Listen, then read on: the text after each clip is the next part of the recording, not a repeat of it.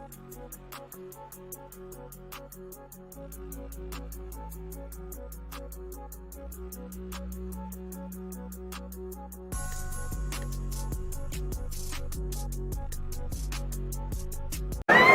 you believe that there's some people in this world that did not tune in to the Alliance Vlog podcast?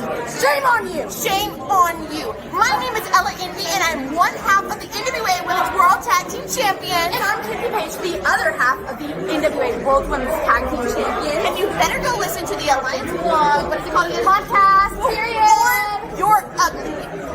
You're Power approved.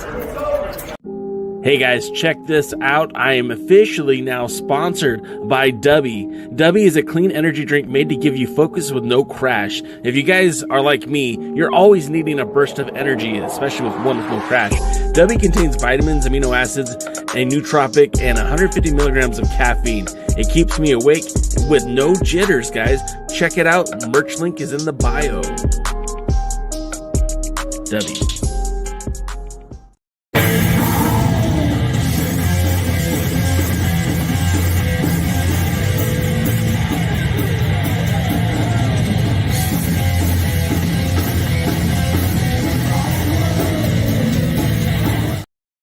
Are you ready? Power. You want answers? I think I'm entitled. You want answers? I want the truth! You can't handle the truth! What we've got here is failure to communicate. I'm building an alliance.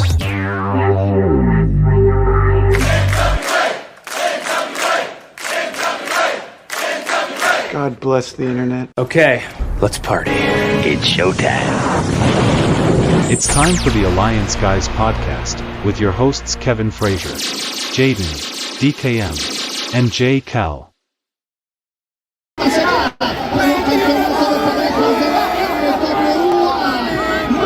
para esta contienda, hoy celebrando su cumpleaños, el hijo del tirante.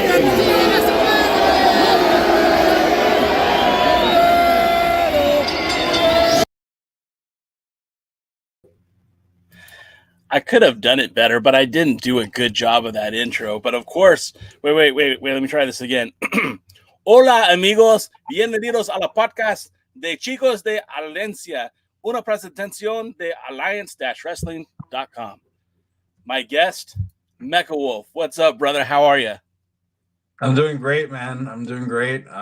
We were talking about some stuff backstage a little bit ago, but yeah, other than that stuff I was saying, everything's amazing. Everything's great. Just training, getting ready for the next couple shows that we got going on this week. So I've been practicing my Spanish. Was that decent? Was my You were good. So I believe Alliance is Alianza. Alianza. So it will be Los Chicos de la Alianza podcast. I'll have to work on that. The next time you come on, we're doing it in Spanish. There you go. But that's pretty good, though. I've been working on it. Well, you know, it's funny, and we'll get into all this stuff in a bit, but the number one reason why I finally crossed the border to go to TJ was because you and Bastia were there. And I thought, oh, shit, they're going to defend the NWA tag titles. I'm in, man. I'm going to be there. And, of course, you guys had them, and like I could still picture it like it was yesterday. You got in the ring to this huge reaction. The fans in TJ just love La Rebelión. And you had the title, and you're swinging it around, and the crowd was just so fired up. And I did that trip with a buddy, and then we did it one more time at another event. And then for the last year, I've been going solo into TJ, and it's been a lot of fun, but it certainly helps when you know the language a little bit. Oh, definitely. I have a lot of friends that are, living in different parts of California, and they love going to crash shows. Like one of my really good friends, Dan, he comes from San Diego a lot, and he's bringing like his girl, or he will always come with different friends and stuff, and like put him in on the crash or put him in on AAA or whatever shows were going on at the auditorium. So it's really cool seeing people from all kinds of cultures and different parts of America just flying into San Diego and then crossing the border to watch some Lucha Libre, because usually everybody goes straight to Mexico City. But it's really cool seeing like that, Lucha Libre and TJ is alive and very well. Well, I mean, just between AAA and, like you said, the Crash and Lucha Libre, I mean, there's events going at the Auditorio every month.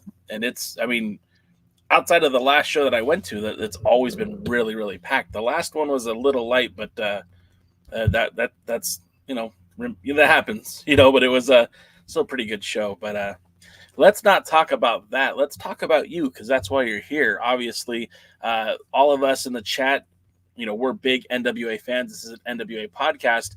And of course, you're a two-time NWA World Tag Team Champion. You're making your triumphant return to the NWA this January 13th at Paranoia.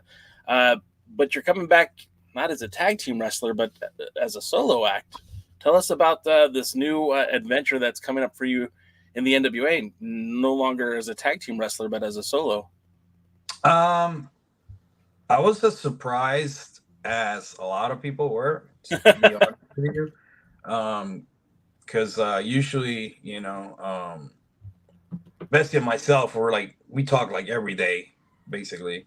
So I was like, hey, they hit me up to do NWA. He's like, oh, they hit me up, but they haven't confirmed with me yet. So it was one of those things. I was like, oh, wow, what's going on here? So I know when I spoke to Billy a while ago, he had a couple of ideas. I'm not going to say them or anything. Of course.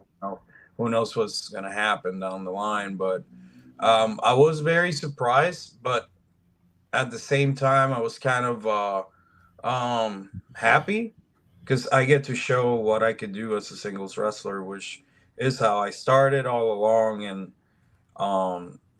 I've neglected that part of my career for a while. And I feel like it's the right time to go ahead and go to the next level and get back on the saddle, as a singles wrestler. So recently I've been getting like a lot of warm-up matches, getting ready for whatever is thrown my way at Paranoia, because I really don't know my match or what's going on. So I've been making sure that I'm getting ready. I'm back, full-time at the gym, getting, in the best shape I could get for all these next shows that I got going on, because like 90% of the matches I have going on are singles matches. So and as far as like the NWA stuff, I was as surprised as you were, and a lot of people. Well, in let's I certainly want to keep continuing to celebrate La Rebellion. They took you as a tag team. You guys went to the UK. You defended the NWA tag team titles in Australia. You defended the titles really all over the world. You were able to go to Mexico City and represent the NWA when it was like the NWA versus AAA at the World is a Vampire tour. And you guys really have tag team all over the US, all over the world. Like I said, UK, Australia. You guys did so much as a tag team. You defended the NWA titles on a AAA show in Dallas. A lot of respect and a lot of admiration for what you guys were able to do as a tag team, but also a lot of excitement because, like you said, this is what you started off doing as a singles wrestler. And in NWA, even though you've had one or two singles matches, I don't think the audience in the NWA has really gotten to see what Mecha Wolf is capable of. And as someone who's been admiring you for quite some time, I remember Mr. 450. I remember when you were out here with PCW Ultra. I've seen a lot of your matches. I was doing the deep dive today, and I found out that you were actually competing in NWA matches like 15 years ago. And I know a lot of people won't recognize that, but working with NWA On Fire. And so I know I'm excited to see what's next for you. And as much as I love Bestia, and I hope at some point you guys reconnect, especially in the NWA, maybe even Crockett Cup, but it's going to be cool to see what opportunities are going to be presented to you in the NWA. Yeah, I'm just excited for what's to come because I don't know what's going to come next. And that's what's really cool about it, because you never know what's going to happen, especially in this business. Like the following tapings after this, maybe I won't be there. Bestia will be there. So you never know what's going to happen with the NWA. I'm just very excited that I get to have the opportunity to have, new matches, different matches. Like you said, you know, we did a lot with the tag team La Rebelión all over the world, especially in the NWA. Because when we came to the NWA, there was no tag teams. If you think about it, there was just the End, Kratos, and Aaron Stevens, and their whole thing was like Aaron Stevens had Kratos kind of like as a hired gun, so they weren't really a tag team. Other than that, they try to like throw a couple people together, and they were like quite glued. And I believe that's what really helped us in kind of having that staple that we were the best tag team in the company, because we wanted to rebuild that tag team division, and we had to do it from scratch. After we got those belts, everybody wanted to come to the NWA and work like Rebellion. Everybody was like, oh man, that tag team division's hot now. Because all of a sudden now there's like 10, 15, 12 teams. You know, there's so many tag teams in the NWA now, when 2 years ago that wasn't a thing. So I feel like we left the division in good hands. Oh yeah. And now it's time for the next tag team, whether that's Blunt Force Trauma, Trevor or Trevor Murdoch and Mike Knox. Yeah. Whatever team it is, we set the bar really, really, really high. And that's not patting myself and Bessie in the back. That's just the facts, you know. And we took a lot of pride in the fact that we were the World Tag Team Champions. We took a lot of pride that we were the first Latino-born and raised tag team to win these titles, you know. So to us, it wasn't like a thing where like, okay, like we have these belts and we're just gonna throw them in the suitcase on top of the other belts that we have. No, we took these belts everywhere. And you know, sometimes we will have to pay like heavy luggage and pay like extra carry-on fees just because we wanted to display to the world, hey, this is how proud we are of the fact that we have these prestigious titles. So we took them everywhere. We wanted to defend them everywhere. We wanted to make sure that for pound, La Rebelión might not be in your mind or everybody's minds or in the Smart Mars minds the best tag team in the world, but we are in the same ballpark. We are in the same conversation. And the fact that we came out at number 12 this year in the PWI 100 tag team list just goes to show you that, you know, we did our job. Now it's time for the next tag teams in the NWA to try to get there. I don't think they're going to raise the bar higher than we did. And that's just me being serious right now. No gimmick, no nothing. That's just me being honest. I don't think there's a team in the NWA that could raise the bar higher than we did, but maybe they could try to get close to what we did, because we made history and nobody could take that away from us. And I think it's the right time now for Bestia and myself to both move on, and whether that is as singles wrestlers in the NWA or you know, here in Mexico, because he is now part of the Crash and Lucha Libre. I'm part of AAA. I don't believe that we're going to be able to tag in Mexico for quite a long time. So that's the end of La Rebelión as far as us is concerned here in Mexico, unless we do some indie shows and stuff. But I think the time is now, and I'm ready. I've been ready for it, you know. I'm excited to get that microphone put in front of me. Yeah. Because I'm gonna just go crazy, and I'm really pumped up. I'm really pumped up to let the beast out, you know. Because I for a long time, you know, I've had to think as a tag team wrestler. I had to work as a tag team wrestler, and everything was not about me. It was about La Rebelión, the team. The team was bigger than us as singular guys, and now I think it's time for me to use all those tools that I've sharpened over the years and show people what I can do in the NWA, like you said. Well, and just to put the exclamation point, you said like who is going to who can raise the bar more than you guys, and the fact of the matter is, you defended the titles of the United Kingdom, you defended the titles in Australia, like I believe it was like 8 or 9 times. You defended the titles in AAA. I mean, who's going to have those opportunities? That's, Canada. oh We yeah, took them. To me, one of our biggest honors when the Lucha Brothers were like on top of the game and they were like the AEW Tag Team Champions. We were the NWA Tag Team Champions, and we had a match in Puerto Rico, and not my hometown, but in front of my people against the Lucha Brothers, and it was an awesome match. And just the fact that they had those titles and we had the NWA titles, to me that was huge, and we got to do that too. So we brought the belts everywhere, man, everywhere we could. You know, it meant a lot to us. You know, still does. And again, like that's huge. And I don't know if the fans who are watching this right now quite understand how much that levels up the NWA, because, you know, the NWA for a lot of US wrestling fans, it's YouTube, it's power. That's, you know, their extent.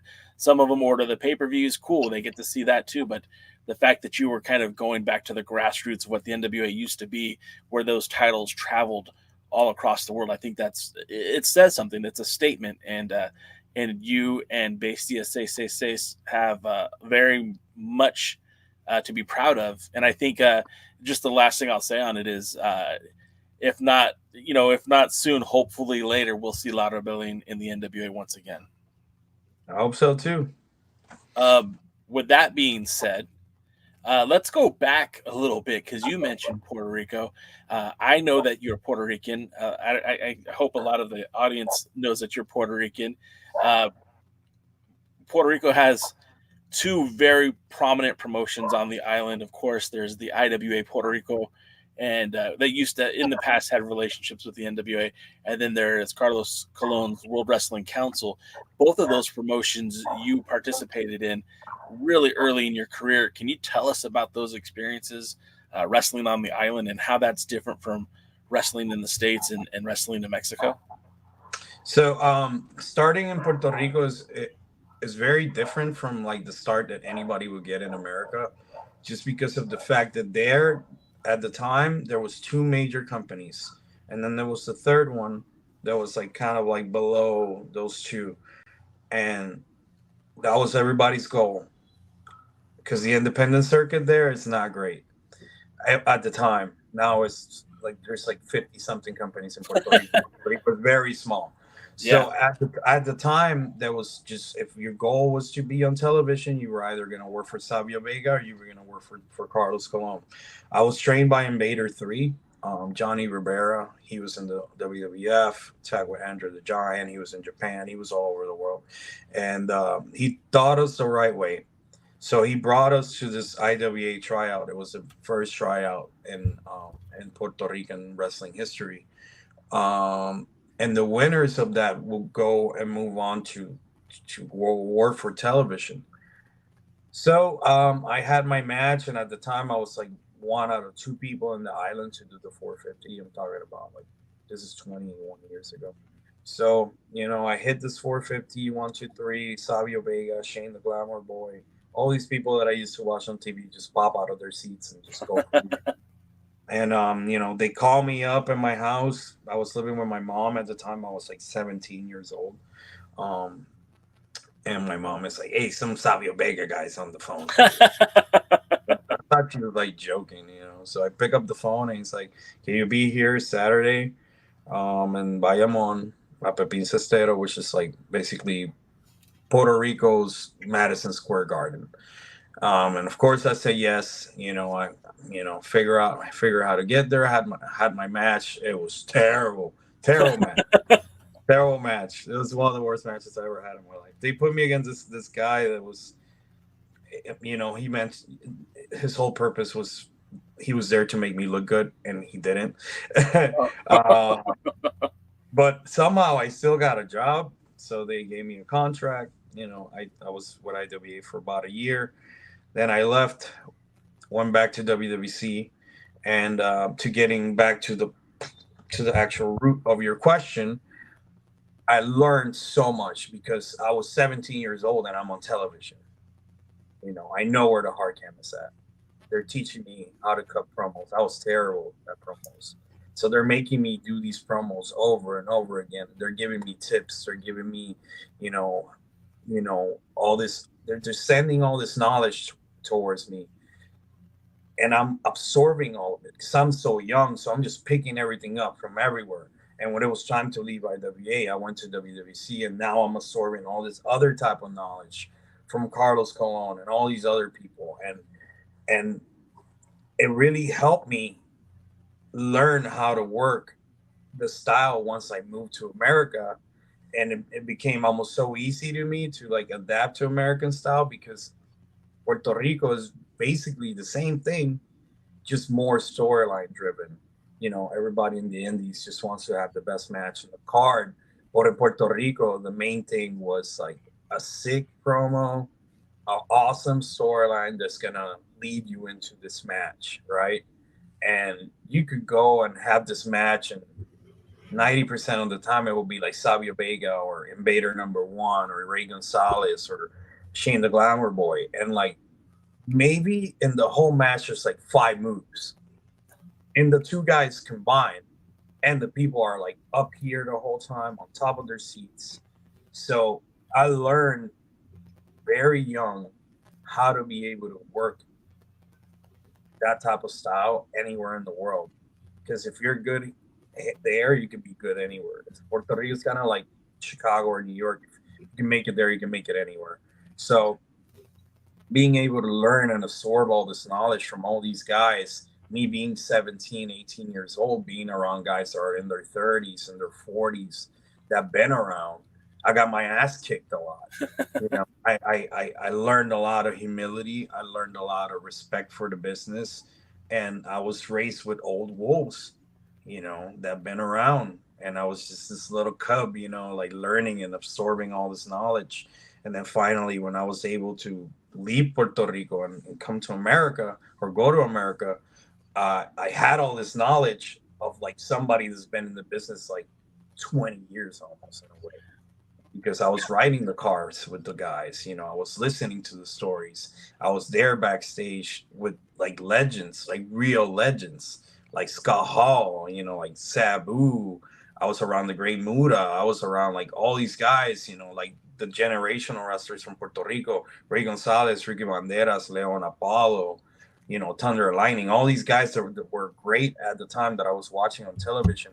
I had the opportunity to learn from, you know, Savio Vega, Carlito, when he was super hot in WWE. Carlos Colon would bring him at least once or twice a year to Puerto Rico. So just watching him work, I would learn so much. So just being there helped me out.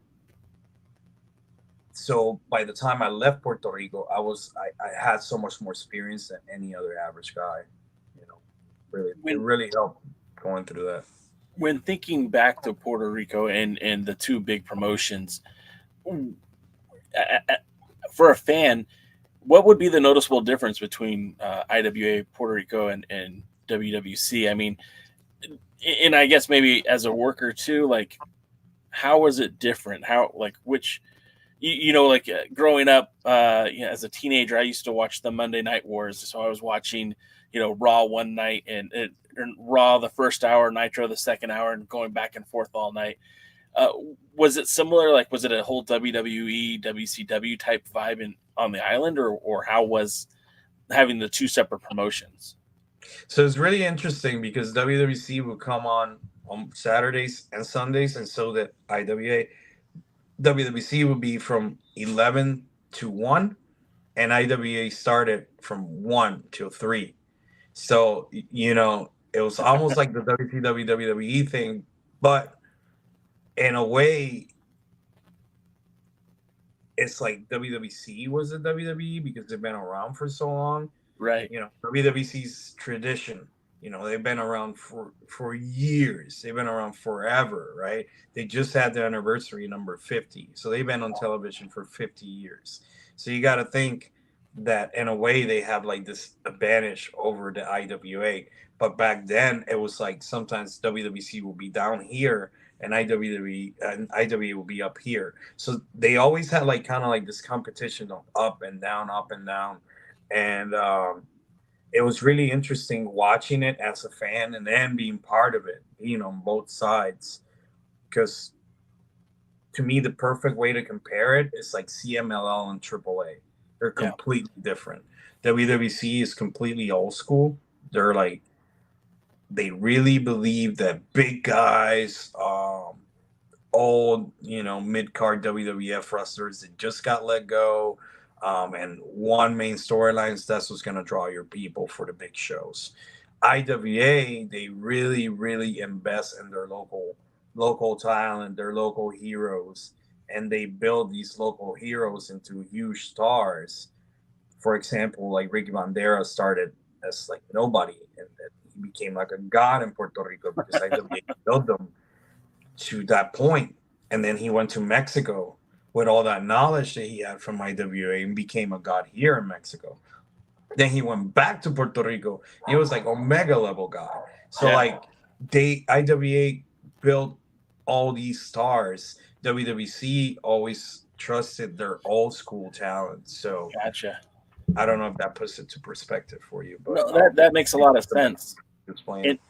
And when you hit the one is like CMLL, one is like AAA, that also makes it very clear for anyone who watches Lucha Libre that there is a stark difference between the two different companies.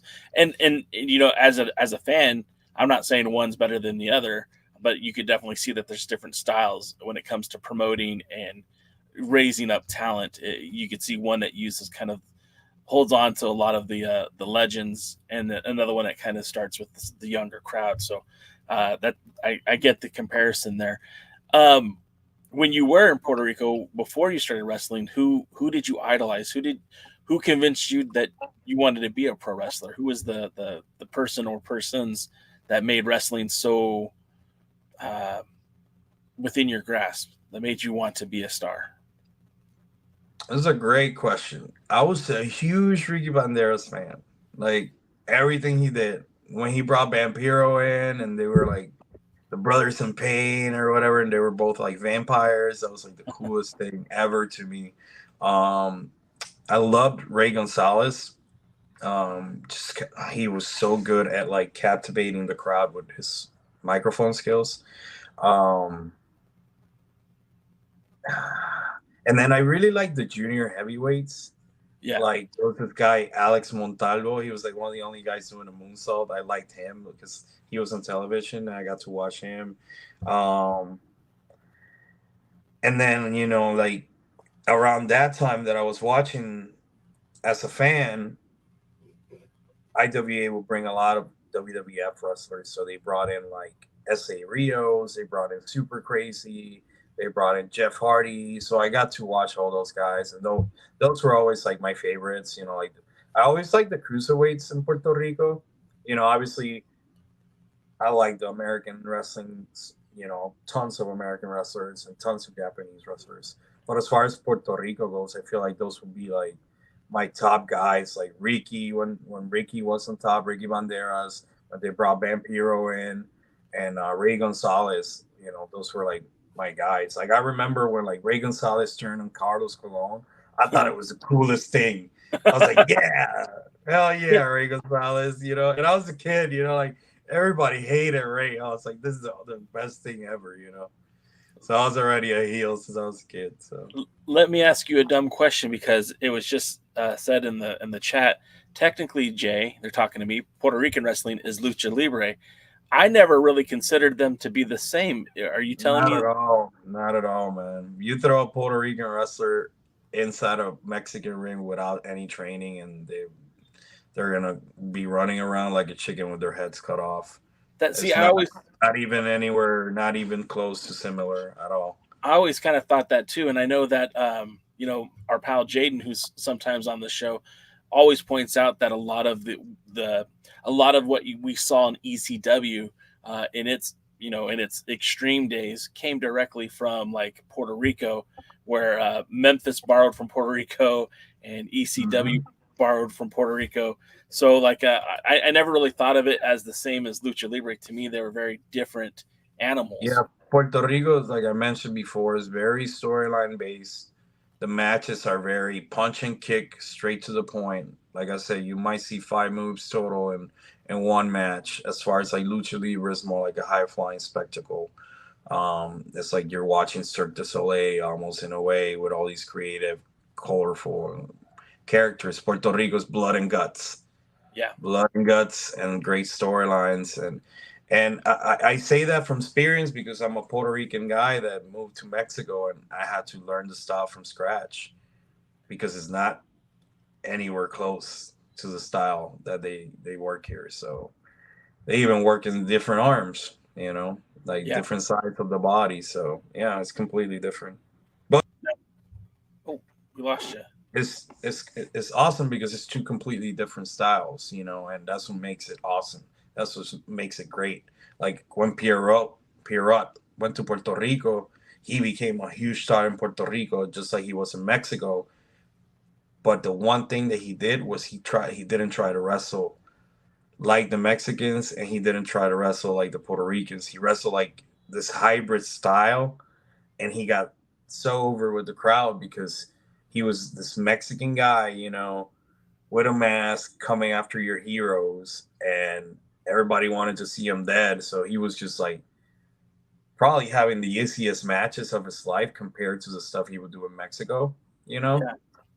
And people loved him and they hated him, So yeah, completely different styles. So, and you touched on that you were a big fan of the cruiserweights, when you were growing up.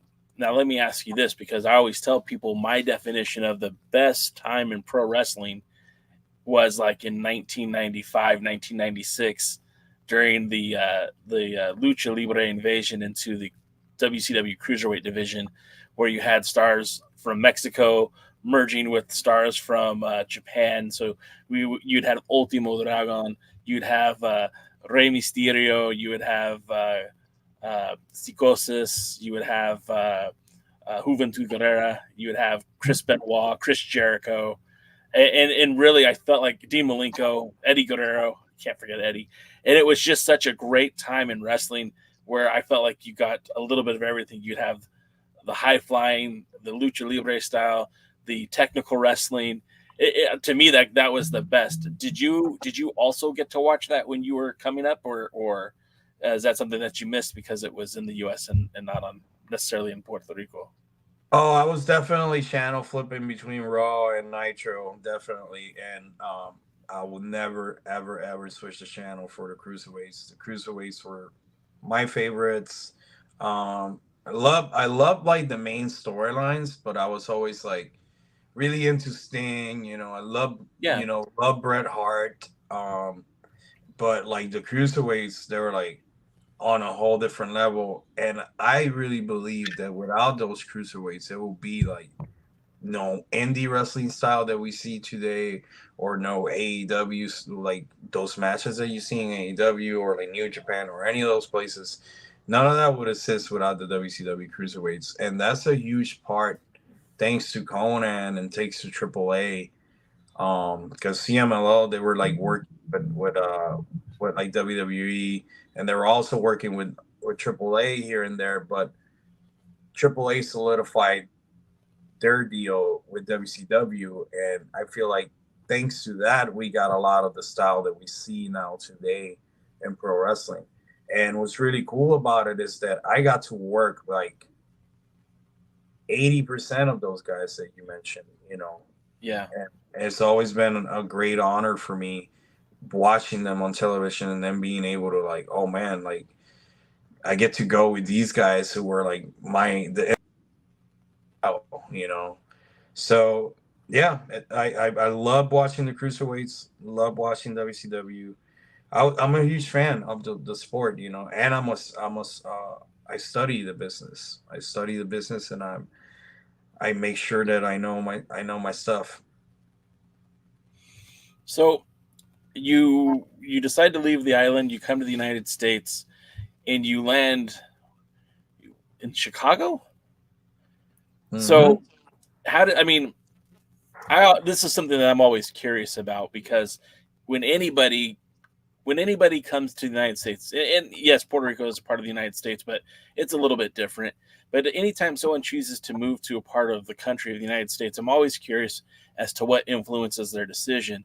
Obviously, there's a ton of independent wrestling in the Northeast, but you have a lot of independents in Southern California.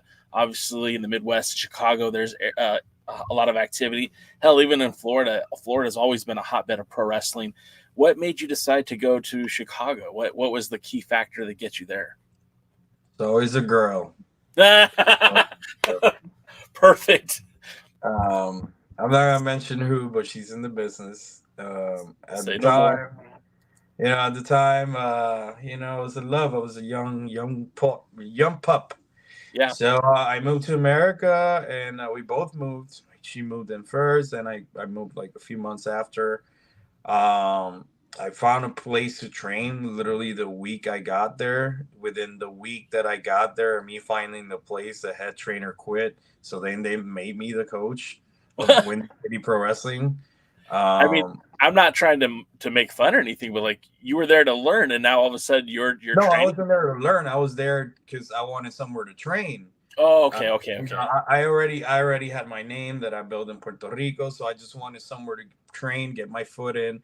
And Windy City Pro Wrestling was like the company, like back in the day in Chicago. Oh yeah, so yeah. when I was like searching on the internet and stuff, like before I moved to America, I was like, oh, this would be the right place. So when I show up, the head trainer was this guy, Bad Boy Brett Sanders, who was a legend, and well, not a legend in Puerto Rico, but he was a really well-known guy in Puerto Rico.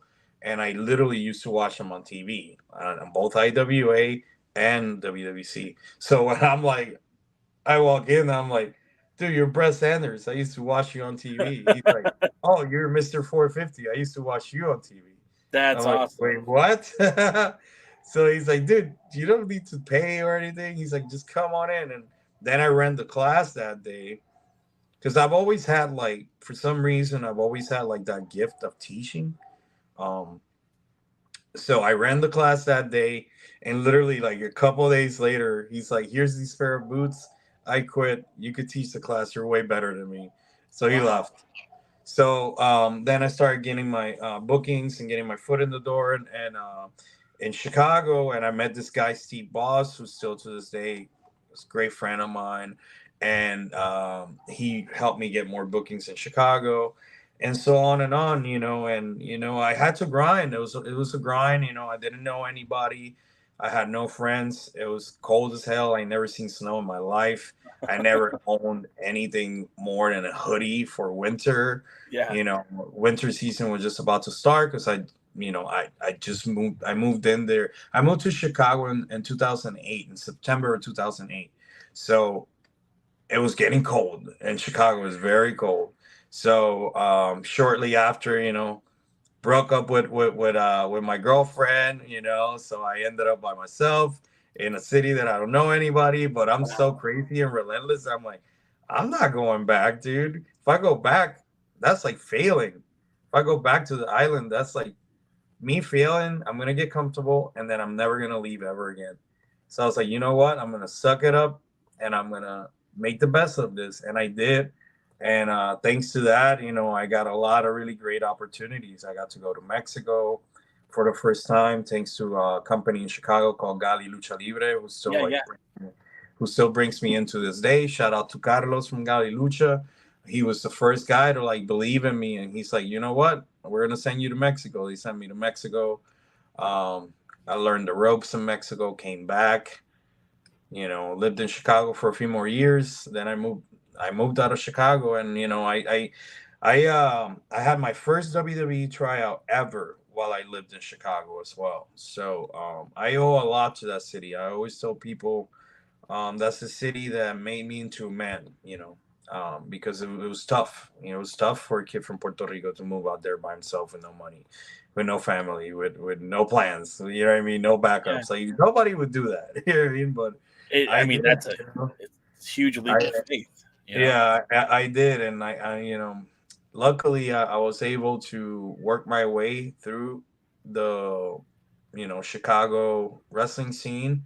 I got to meet Billy Corrigan, and he handpicked me along with a few other guys from Chicago that are still part of NWA to this day to be part of Resistance Pro. We did commercials. We went to football games together. We went to one of his record release parties at this boat in downtown Chicago. We whoa, man, we did so many things for Billy, and he's, we've always been really good friends. So the fact that he brought me into the NWA, I'm always going to be grateful for that, and that's all thanks to the fact that I went through Chicago, and that city will always have a special place in my heart. So before the show started, you and I were talking a little bit about your previous experiences working the different incarnations of the NWA. I like to think of it as 3 separate generations, and they were all pretty close in time, because there was the Pro Wrestling Organization, which basically existed after WCW withdrew from the NWA, and it was its own like little thing, and it kind of built up over time. And then we had the ownership in Texas. We call that the International Wrestling Corporation. And then the Lightning One era, which is the new owners of the NWA, Billy Corgan. And you actually had time with each one of those entities of the NWA. You mentioned, is it pronounced GALLI? Is that how you say it? GALLI? GALLI Lucha Libre. Yep. GALLI Lucha Libre, which was actually Gladiadores Aztecas Lucha Libre Internacional. That's what it means. Well, I didn't know that, but I did know that they were associated with the NWA for a brief time.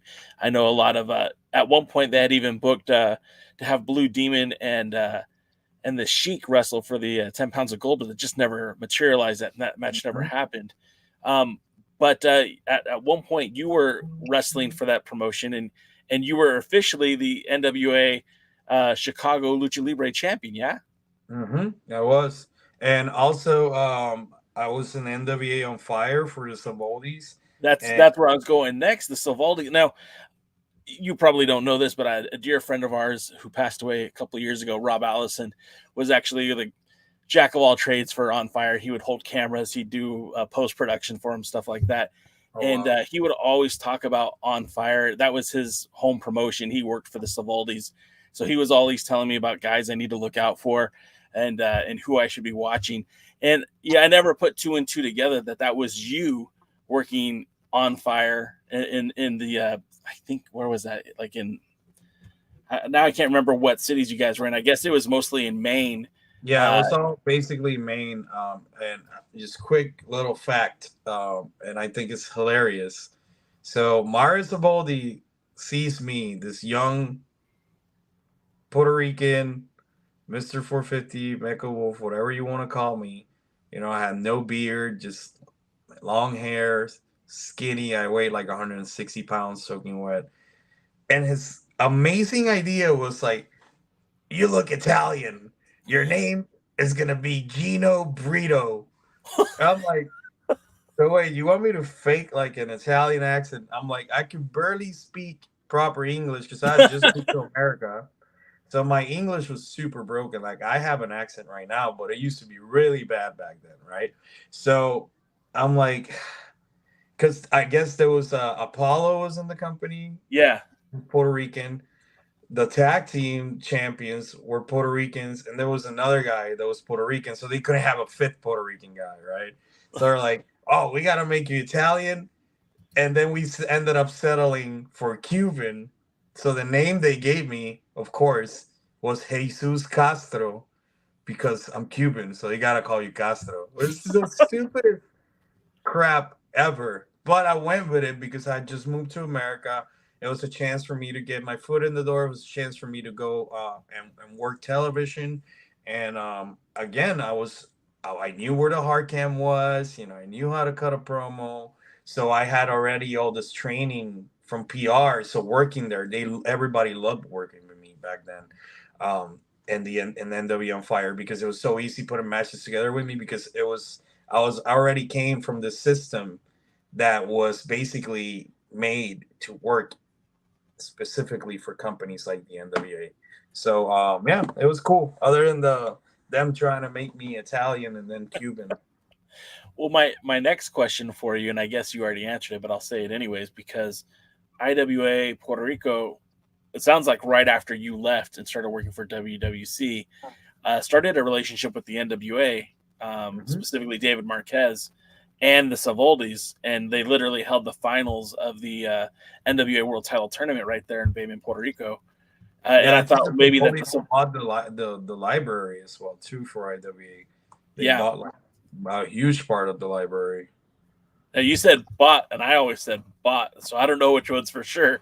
But I heard a story once about the Savoldis and Dave Marquez basically running to the airport with Savio Vega kind of chasing behind him. But I won't get into any more than that.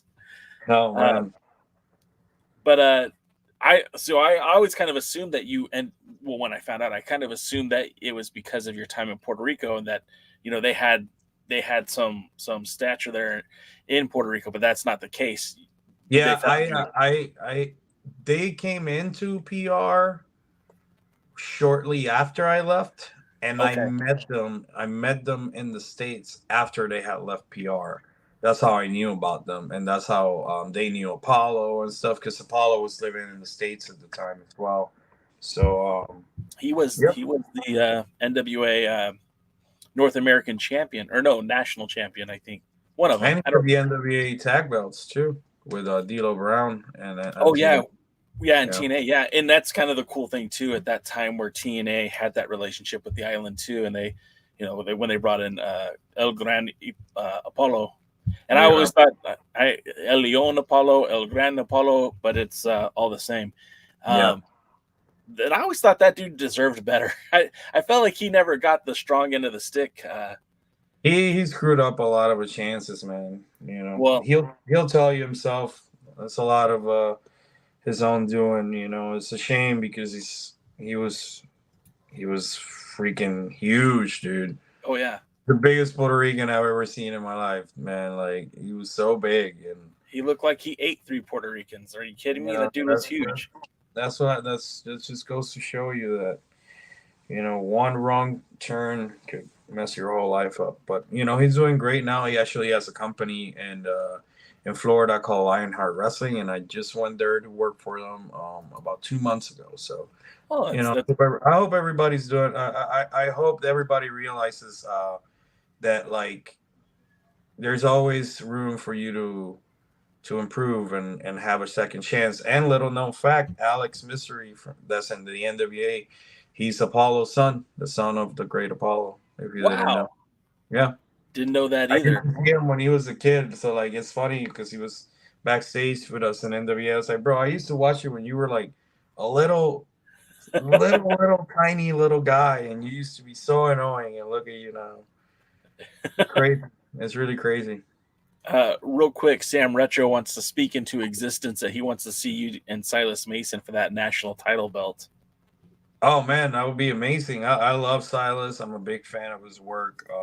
I really get along with him. We have a lot of inside jokes after the Australia tour, and I think that would be a banger, man. That would be one of those crazy old school Japanese brawls. Were you unofficially a part of that Southern Six back on the island, or was that just a lot of hearsay? So our joke is like La Rebelión is a branch of the Southern a branch of the Southern Six, but we call it the Deep South. That's like the Deep South, south of the border. Yeah, we're the Deep South. It's a branch of La Rebelión. It's a branch of the Southern Six. Basically, like if they were a biker club and we were like a tiny gang. I get it. I get it. I love those guys. It was very what's the word I'm looking for? It was very interesting to see just the little clips that we got to see, whether it was Joe Galli's stories or Silas's stories or whoever was posting what was going on in Australia via Instagram. And I kind of wish they had a camera facing you guys behind the scenes, like almost like a documentary, because it sounds like there was a lot of bonding going on. It sounds like a lot of relationships were formed while you guys were there. Prior to going to Australia, were you and those guys tight? Like, were you and Alex Taylor boys before you guys ended up in Australia? So there's like this little crew that always hangs out after the shows, and mainly it's Plunky, Alex Taylor, Danny Dios. Bestia never comes out. He never goes out. He always goes to sleep. The Clowns. Thrill Billy, and myself. And every now and then Kerry will pop in and out. So like we've always bonded from like since they've been in the NWA and we've been in the NWA. But I feel like Australia kind of was like that cherry on top that like, all right, if these guys ever get in trouble, I will always have their backs. You know, like it felt really cool, all of us being there together and seeing everybody's personalities and seeing everybody start to like go crazy towards the middle of the tour because they miss home or they miss the food or like you know, everybody having each other's backs in different situations. We were all like pretty much sticking together in groups, and it was cool. It was really cool because I feel like it brought the locker room together even more. It was honestly, I felt like it was like a bonding exercise in a way. Like for example, like Joe GALLI, like we barely spoke for 2 years in the NWA. like you know, we will say hello, goodbye, you know, your basic stuff, but we never got to like sit down and like, you know, get to know each other. And after that, I was like, I freaking love Joe. You know what I mean? Like I see him all the time. You're like Puerto Rican John, I'll be American Joe, and like me and Cal Davis, same thing. Like we have our little inside jokes. So I feel like that trip really brought all of us together. And also, in a way, it was a trip that made Billy kind of give us that stamp. I'm not gonna tell you what he said, and I'm not gonna freaking brag in the air, but he like said some words to us that I'll never forget, and that was to me like kind of like getting that Medal of Honor. Like, okay, we did our job as like as the best tag team in this company. I'm cool with moving on after this. I could get shot tomorrow. I'll die happy because I think we did our part here, you know. And those words that he said stays between him, Bessie, and myself. And whoever, he said some stuff at one of the booking meetings before the tapings, but it is a big honor that I was able to do that because we got the chance to prove to everybody that we weren't just good, that we were great. And at the same time, we got to bond with the locker room and get to know everybody's personalities a little bit more. And it was awesome. I feel like it really, really helped all of us. Like, man, I remember when Alex dislocated his shoulder, it was right before my match. And I ran up there and I was trying to like jam his shoulder into place. I almost had it. And they're like, dude, you got to go to the ring. You got to go to the ring. Like, Bestia was already walking to the ring. And I'm over here, like, shoving my fist underneath his armpit, trying to pop his shoulder back to place on my bro. I'm so sorry, dude. I'm so sorry. And I freaking had to run to the ring, you know? And just stuff like that. You could see that we were like this, all of us, you know? Like, we're all like this, that whole tour. And, like, now, literally, like, we're super tight. Like, super, super tight. I mean, that's an incredible story, and it's good to hear that too. Even Sam Retro in the chat said, "It's crazy, down to earth. Some of our favorite wrestlers are. I swear, I love these interviews." And that's what I like too. It's because you know, you are a wrestler. You're an amazing wrestler. You're a championship wrestler. You're high caliber talent, but you know, fans don't really get to see this other side of you. And I think these are so fun for me because you could show.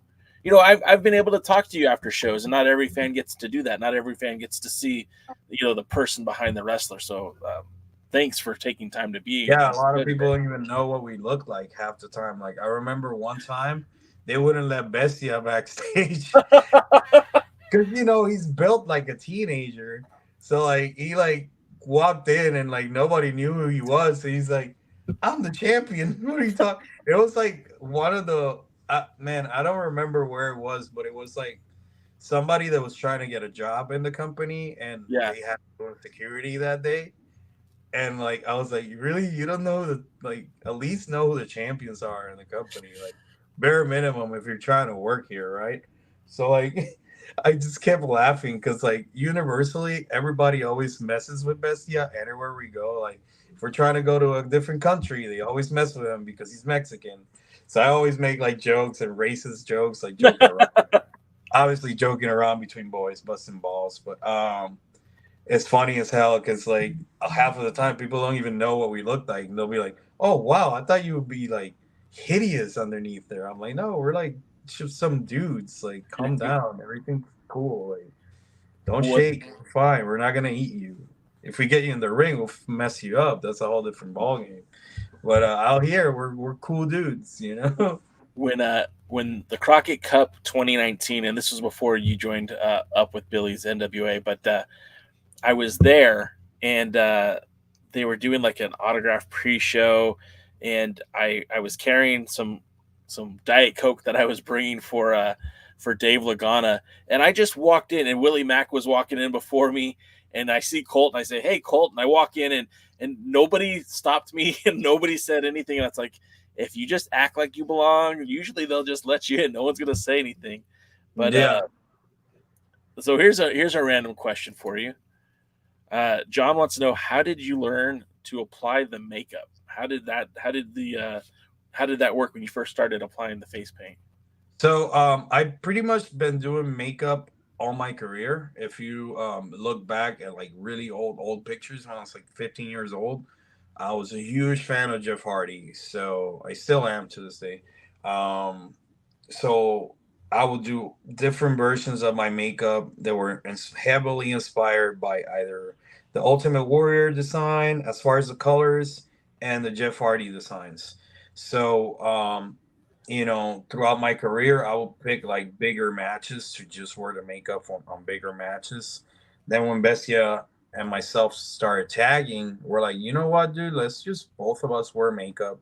We're pretty much same style gear, same colors, everything the same. We'll just go all out like a black metal band almost. And it worked. So it took a lot of trial and error, a lot of different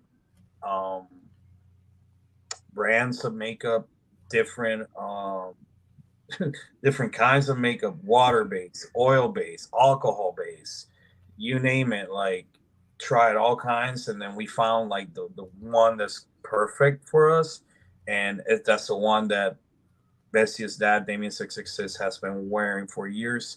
So if he's wearing it and he's fine, then it should be fine with us, right? So it took a while, and it took a while for me to come up with a design that I really wanted. So I was always playing around with the designs, and I looked into a lot of the bands that I like, because I was always a big believer that if you're gonna steal anything, steal it from something that has nothing to do with wrestling. So look into the television, comic books. So there was like Game of Thrones, that's where I got the ideas for my capes and my cloaks and stuff like that. Different comic books. Like, there's this girl, I'm gonna actually have it right here. There's this girl, Morella, from the Danzig Barotic comic book. She has upside down crosses in her eyes. So I first saw this girl Vipers do it, and I was like, hey, how do you do it? And then she stopped doing it. I was like, hey, do you mind if I do it? So I started doing the crosses because I saw this comic book. I was like, you know what? I think that's cool. Then I saw the eyes of Doyle from the Misfits. I'm like, I'm going to do eyes like that with the crosses. So then I saw like Ghost, the band Ghost, and I got the design for the cheekbones inspired by one of the masks from Ghost. So I combine all these different bands and styles and comic book looks that I like into my own makeup. And sometimes at pay-per-views, like big matches for NWA and stuff, I'll go crazy and come up with a whole different design by myself that I don't really think about it. Like the last promo picture that they released for that Paranoia poster, that was for NWA 75 for one of the nights. And I didn't plan it. I didn't know what I was doing next. I just came up with that makeup, and it looks really cool. So it's a lot of trial and error, but it's worth it because it completes the whole look, and it adds to the mystique of the character. And in a way, it transforms you when you're out there. It really does. So let's go a little bit more back to the olden days. Again, we were talking just briefly about this before the show started, but your trip to Japan, your extended stay in Japan, I knew you had been out there, but I didn't know for how long you had been out there. You were actually living out there for some time. And Mhm. and you didn't just work All Japan, but you also wrestled for the Inoki Genome Federation. You worked for Michinoku Pro and also Zero One.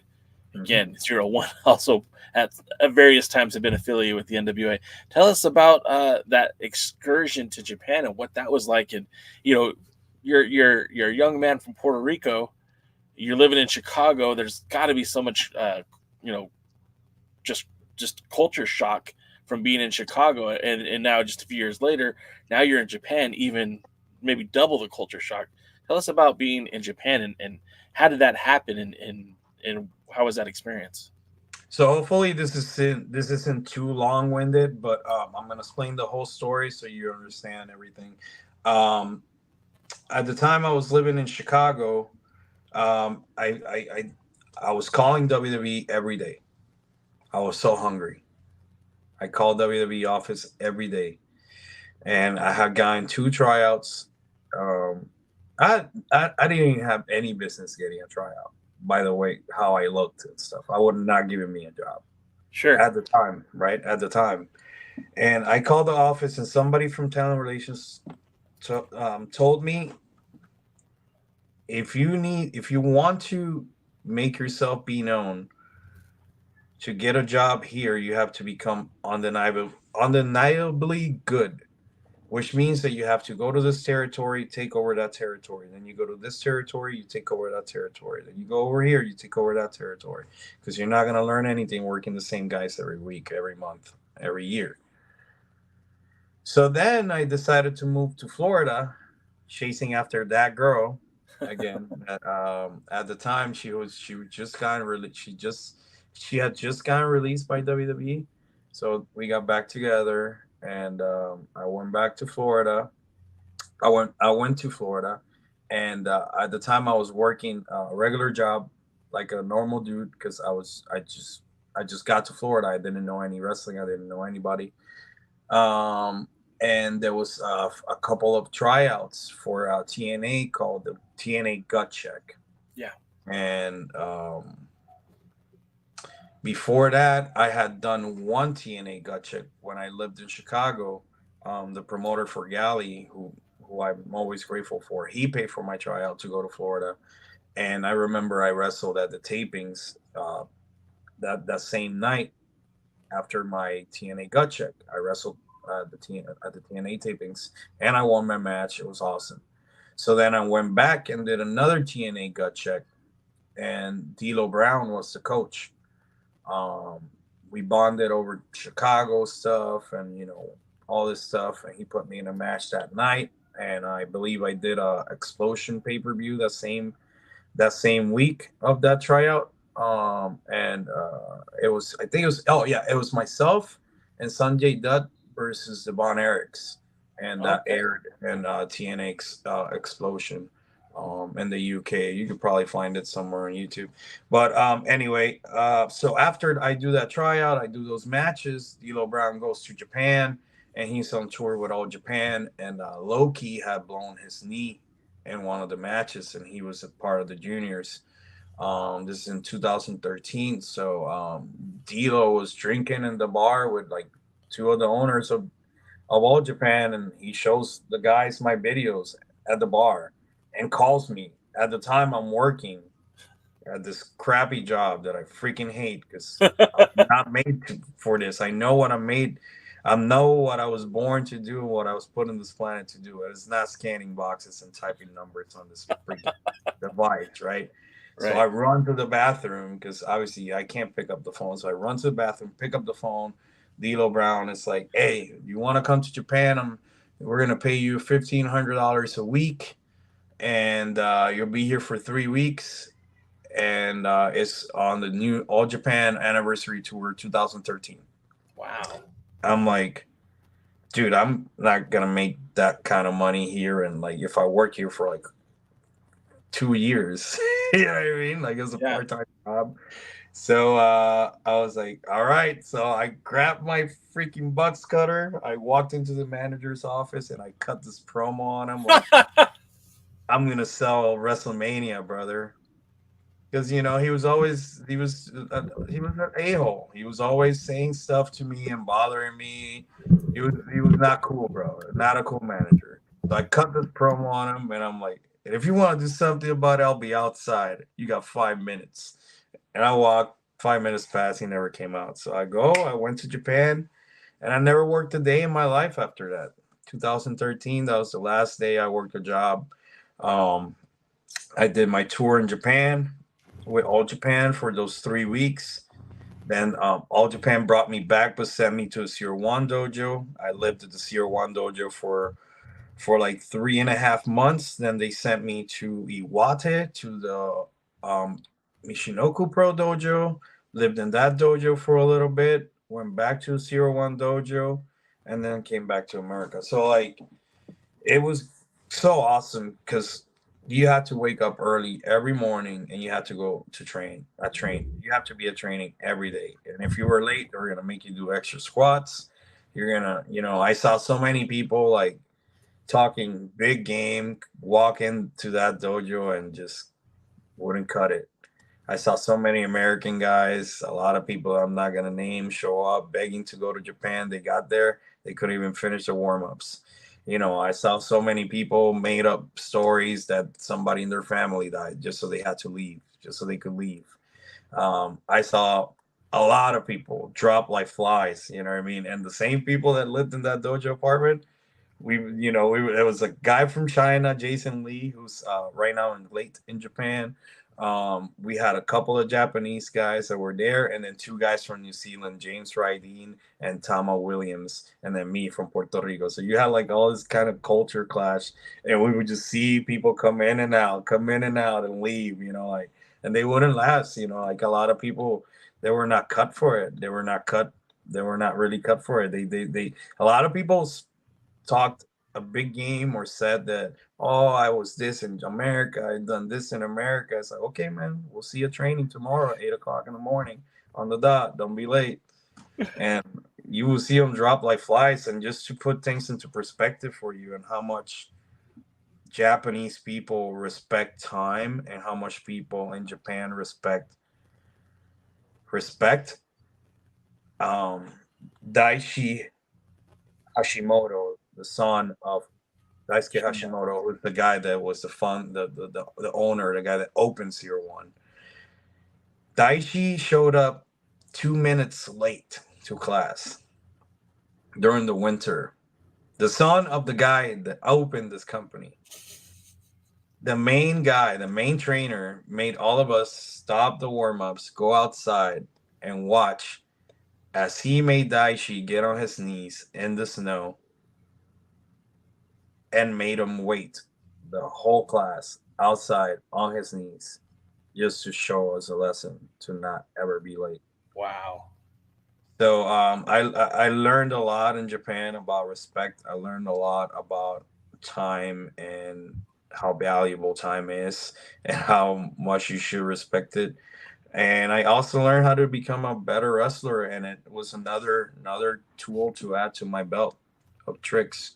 So, it wasn't easy at first. It wasn't easy because, the style is completely different. I never worked that style in my life. I thought I knew what strong style was, and then you learn. And it was great. I can't wait to go back. Actually, that was one of the main goals for Bessie and myself when we had the belts, was to go to Noah with the belts. And we almost made it happen. And then like a couple of things got in the way, and then we lost the belts. But hopefully next year we'll be back in Japan, either together as Live Rebellion or myself as a singles guy. There's something that has been in the works for a little while now. Because I really love Japanese wrestling, and I miss it there. Without spilling all the beans, is it Pro Wrestling Noah when you come, or? Yeah, it might be most likely Pro Wrestling Noah. Yeah. That's awesome, man. They're bringing in a lot of guys from America, which is awesome. But we were trying to go together as a tag team, so we're working on some things, and we might do that in a couple indie shows as well too. So we'll see. How does that impact, no pun intended, your deal with AAA? Like, is that a blessing? Like, you have to go to them and say, "Hey, I need this time off because there's an opportunity for me to go to Japan. They or don't really like it. They're not big fans of it. Sure. Like for example, Daga's there right now, and Conan was so mad because he was getting ready to give Daga like the super push, but it's just how it is. But Daga loves Japan. He's a huge fan of Japanese wrestling. He's doing great out there. So it's one of those things that you just kind of have to just roll with the punches. Sometimes people are dying to wrestle in Mexico. Some people are dying to get out of Mexico. Yeah. Some people are using Mexico as an scapegoat because nowhere else will book them. Some other people have nothing else, so it just depends on the person. So that, I mean, I was thinking about doing a podcast about that, but I figured, my mom always said, if you don't have something nice to say, you probably shouldn't say it. So I didn't do that. Everybody got a job to do, and everybody goes through stuff, so I'm not judging. Yeah, well, everyone still needs to be able to provide for themselves too, and if there's an opportunity to work, you take the advantages that you can get them, but I believe that if you've done your time and if you're genuinely apologetic about what you've done, and if it's nothing crazy, crazy, you know what I mean, right. then I believe you deserve a second chance. There's guys that definitely don't deserve them. But at the end of the day, that's not up to us. It's not up to us to decide, but a lot of people think they have the power to decide, and I think that's where we go wrong as a society. But everybody deserves a second chance. As long as you're not like a murderer or a rapist or a pedophile, I feel like everybody deserves a second chance. You're singing my language, man. Hopefully we don't get demonetized for those 3 words. But no, I think you're good. My my mindset has always been this: like, if you did something wrong and you learned from it and you apologized, then I can forgive you and we can move on. But if you never apologize for what you did, I can't forgive you. So there's you gotta do the work too, man. You gotta do the work. You gotta do the work. An apology without a work is just words, so. So we got real deep there for a second. Let's get more lifted up a little bit. So I got a couple of my animals back here. They're being really good. They've been great. I saw the little guy jump up on the bed. I think it might be your Frenchie. Do you have a Frenchie? I have all American bullies. Okay, it was a bully. I have this one's a mutt. I brought him from Puerto Rico 8 years ago, and I have my bully, and then the Super Beast. Yeah, the Super Beast. He's like my brother, basically my brother.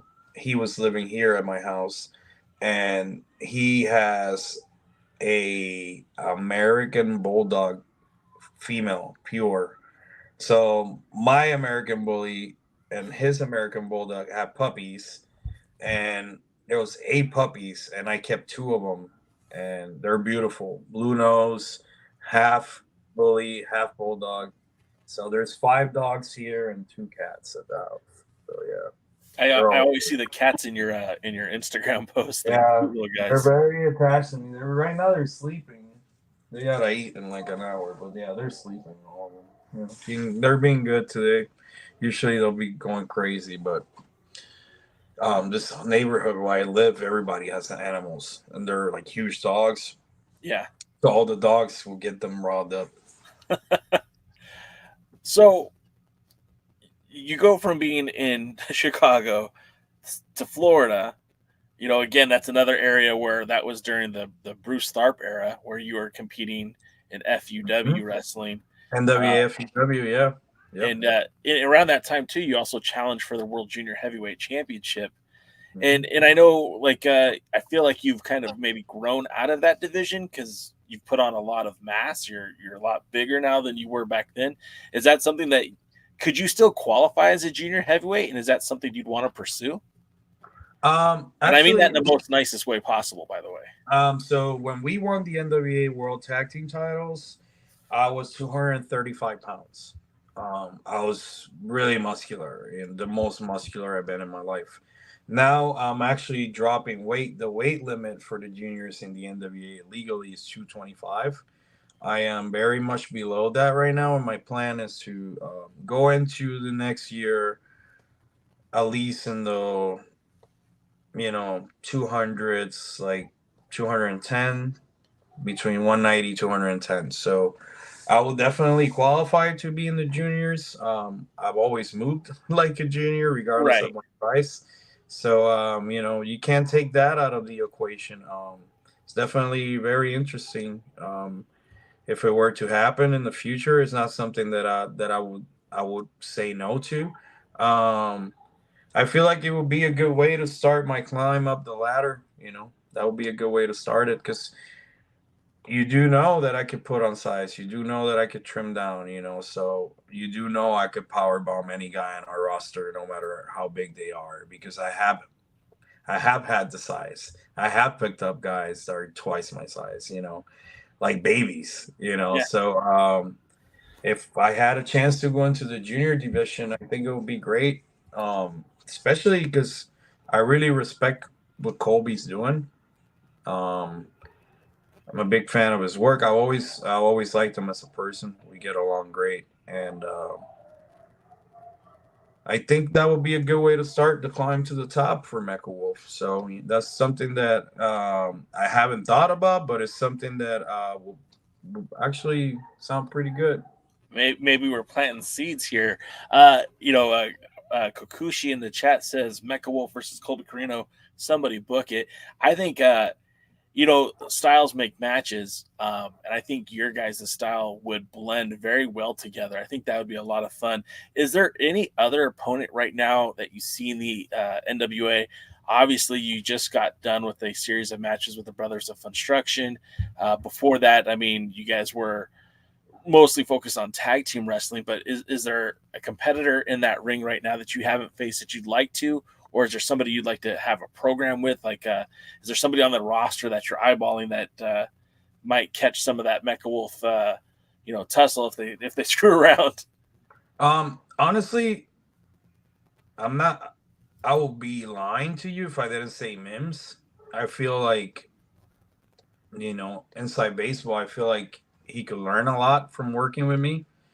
And I feel like he needs that kind of opponent that's going to push him to the next level, because I feel like he's a great wrestler with a lot of potential, but he's been almost on cruise control the whole time he's been in the NWA. It's like, okay, we're going to put you here, we're going to put you here, we're going to put you here, see what sticks.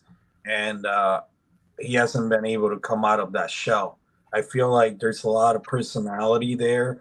There's a lot of pizzazz, and there's a lot of power there that he hasn't even been able to show the NWA audience, and he's been there for a long time. So I think the right opponent could bring that out of him, and I think I could do that. So I would lie to you if I didn't say Mims. Honestly, like, I feel like the TV title would be a good fit for me, and us working together would not only elevate him to the next level, but it will also elevate the division, because I feel like that division has been dormant for too long. What did you think of the Pope as TV champion? Did you enjoy his run? Man, I think it was great. It was really great, and I really missed that guy. He was really good to have in the NWA. One of the topics that you and I have talked about offline a lot of times is the auditorio in Tijuana. And I posed it to you, and I think you might have already been thinking about it, but what do you think the chances are in 2024 that you get an NWA event in the auditorium? I'm not going to lie to you. This is something that we've been trying to do since we landed in the NWA. When I'm saying we, Bestia, myself. And we were in talks with Billy about doing the show there. And then out of nowhere, like, AAA and Smashing Pumpkins, and they came up with The World is a Vampire, and they made it bigger than what we thought it was ever going to be. But I wouldn't lie to you if we didn't get on their ears about doing a pay-per-view in TJ. So it's something that we definitely been talking about for a while. It's a matter of the office pulling the trigger on it, because it's something that I think will be huge. I think the television, how we set up our TV in the auditorium, will look beautiful on camera. And I think it'll be really great for the product and for everybody to see how much people we could get into that place, and so people could see like, oh man, NWA doesn't just run at a studio, you know, like they could see this big giant venue filled up with people going crazy, and I feel like we could fill it up, no problem, honestly, no problem. So it's something we've been working on, so we'll see, hopefully. I mean, I look at the roster as it is right now, and a lot of guys would get over really well, I think, with that crowd. And you know, if you just cherry pick a few guys who might be available to work, you could easily sell out that venue. Like I said, I've been there to the auditorium now, I think a total of 7 times, and only once was it not sold out. And most of those shows you were on there, and you and Bestia, and you guys got such a great reaction. When you guys came out and Conan turned on you guys, like the crowd popped, and even with that the AAA show, when it was you versus the guys from Monterrey, like the crowd popped for you guys every single time. And I'm not trying to blow smoke up your ass. You know, I respect you, but I'm not here to make your head big or anything. But it's so crazy how well that audience responds to La Rebellion, to you, to Bestia, to Rey Horas even. It's just such a good reaction. I really do feel like that. I know you're Puerto Rican, but it feels like that's your hometown. They really respond to you. Well, we spent a lot of years when we started La Rebellion with Garza. That was in 2017. So we're talking 6 years ago. 15 to 17, we had La Rebellion running crazy here in Mexico with Garza, Black Taurus, his primo Humberto Carrillo. We had Lacey Lane, who's Kaden Carter now in the WWE. She was like an NXT Tag Team Champion. We have Black Danger, Bestia, myself, and we were wrestling like Rey Mysterio. We were wrestling Penta. We were wrestling Daga. Like they even brought in Matt Riddle a few times. Like we were like, one day we did like a show where everybody had to wear yellow. So like everybody had yellow. The ropes in the ring were yellow, La Rebelión Amarilla. So all this love that we get is because we built that trust. I'm a Puerto Rican guy. Like by default, these people should hate me. Right. By default, these people should want to freaking rip my head off, but they love me because we spent years either as heels or as baby faces cultivating the name of La Rebelión. We did it as heels, we did it as tweeners, we did it as baby faces. So like in a way, it's like these people, like even if we're bad guys or we're good guys, they still have like that respect for us, And it's in big part thanks to the work that we did in the Crash for so many years as La Rebelión. And Garza here in Mexico, you couldn't touch him in the microphone. He was great.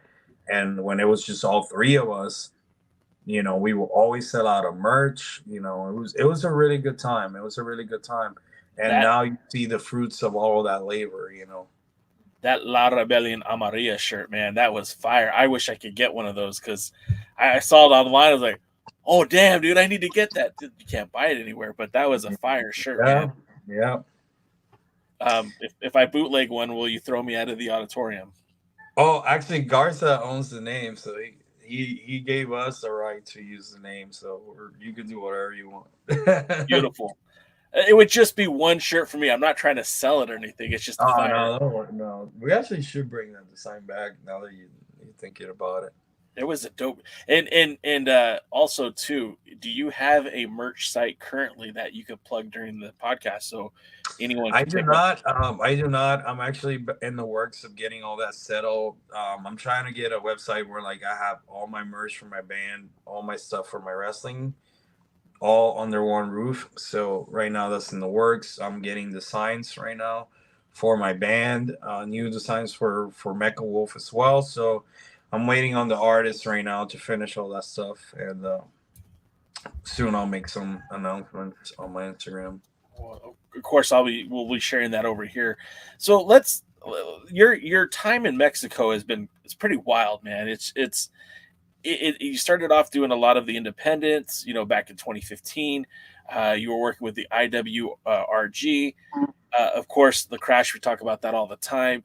But then you ended up in CMLL for a short time too.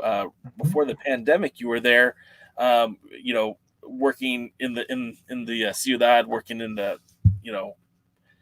everywhere, like CMLL, you back in Crash, like.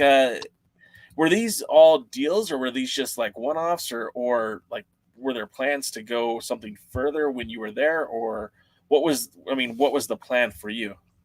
So at the time when I did CMLL, the Crash and CMLL, they were in business together.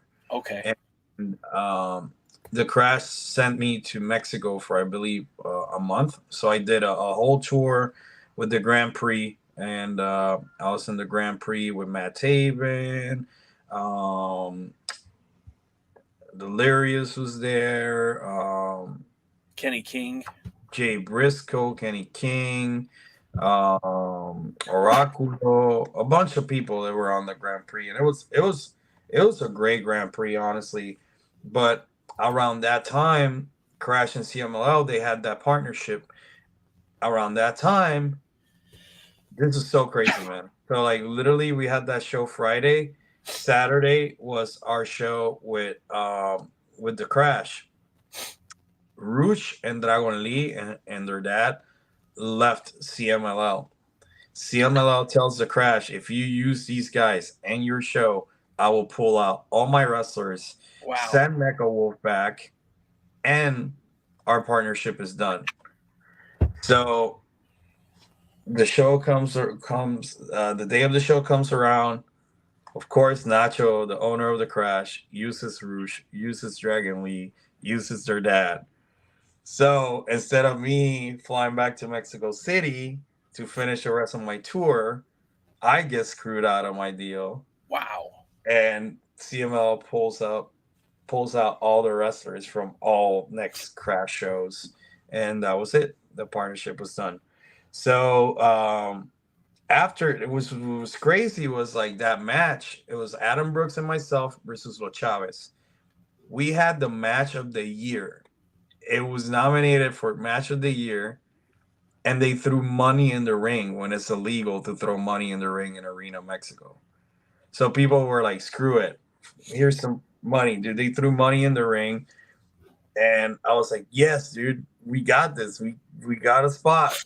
And then that all happened and it got all screwed up. But, it was a blessing in disguise because I ended up in AAA. But it was just, it's always something happens that has nothing to do with me. It's It's interesting because you said because the Crash used just mind went blank. Dragon Lee. Yeah, so because they used the brothers, they pulled it out, and now just recently the Crash lost its relationship with AAA too, right?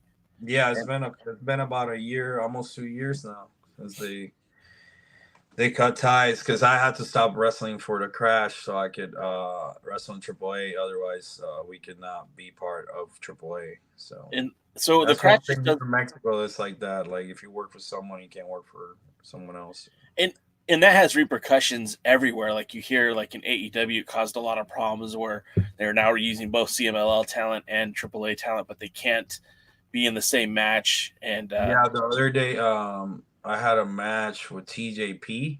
Yeah, and the CML office called to change the match. they said that we could both be in the same show, but we couldn't be in the same match. So because I'm a AAA guy, he's a CMLL guy. So That's I mean, I get it, and it just, I guess it shows you how much power that CMLL has, because yeah, AAA they don't care. AAA don't care for CMLL, but hey, man, there are rules. It's okay. You know, it is what it is. So then let's talk about AAA, because obviously you've been there on and off for quite some time, but now it seems like it's really ramping up for you, and you're experiencing a lot more higher caliber matches. You're getting put in some pretty good spots. Tell us about getting into AAA, and is that, when we say where Mecha Wolf's home is your home AAA, or is your home NWA, or is it a little bit of both? I feel like they're both my home. I consider myself, like, if you go look at my Instagram bio, I have pro wrestler / luchador, and I have NWA and AAA. Those are my homes. Those are my companies. I will give an arm and a leg, and I will defend both companies till the day I die. More than anything, not just so much because, you know, they could either be doing good or they could be doing bad. It's just I have loyalty. I have a sense of loyalty. And Billy Corgan has trusted me a lot and given me a huge opportunity to shine in his company when he didn't have to. And just because of that, I feel like I should be loyal to this company, and I am. Also with AAA, I am loyal to Conan. Conan was a huge part of why we ended up in the NWA, because it wasn't just Billy pushing for us to go to the NWA. It was Conan talking to Pat Kenny as well to bring us in, because Conan and Pat Kenny are really good friends. So Conan was the first guy to basically give me a major opportunity in Mexico. And we had our ups and downs as far as our relationship personally, but I rather be on his good side than his bad side any day of the week. And I don't wish that heat up on my worst enemy. You don't want to be on Conan's bad side. So now that we have this working partnership, and we also have a working partnership with NWA, to me, it's like the best of both worlds. If I could just work NWA and AAA for the rest of my life, I would be happy. I will stay home the rest of the week with my animals and work out and play video games, and I'll be so happy. I will be so happy. And honestly, in a perfect world, that'll be it. And it's not too far off. I'm about to sign a new contract with AAA. AAA is an HBO Max here in Mexico. NWA is in the CW in the United States. 2 major streaming apps that my matches are being streamed at. Yeah. So my goal is to not wrestle any indies anymore come next year. That's the honest truth and the goal. But, you know, we have to go through some different channels to get that done, and it will get done hopefully soon. But to me, is when you say home, I think about the NWA and I think about AAA. More than anything, based on loyalty, like I mentioned before, because I have this loyalty to these people because they believed in me and gave me an opportunity when nobody else would. You know, NWA gave me an opportunity when AEW wouldn't give us an opportunity. You know, they brought in so many people, and we are friends with tons of people in the roster in AEW, and they wouldn't bring us in. They'll be like, not yet, or we don't have anything for you guys right now. It's like, dude, how do you not have something for us? You know what I mean? Like, you brought in all these jabronis, and I don't care. Like, I'll say it. Like, there was so many jabronis that wrestled in dark. How come we never even had a chance to step foot in there? But hey, it's all good. Now I gotta see all those people come down to Mexico and try to shake my hand and kiss my ass. And I'm like, oh, you had power one time and you didn't help us, but it's all good. I'm still gonna be nice to you because that's just how I am. You're a good dude. But yeah, man, you know, it's just one of those things. To me, home is both those places, you know, because the people running those companies believed in me and my partner, and they gave me a chance, and I'm not gonna let them down. I don't think I have an answer for this, but I'll pit it to you. Our friend Chris Drummond says, a question for Mecha Wolf. have you considered going after the NWA Mexico Tag Team Champions?